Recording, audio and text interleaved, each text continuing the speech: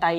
要二注意嘅個注意嘅係日元就係身弱貴水日元嘅人啦。下年丙午年啲火咁旺盛，係咁啊身弱咁啊即係水少啲啦，金又少啲啦，咁啊火要旺咗情況之下咧，啲貴水咧就會好似蒸乾咗咁情況，係咁令到貴水身弱嘅人咧，下年會有種情緒病或者情緒健康嘅問題啊。水就克火，係火就過旺，即是同錢嘅問題有關啦，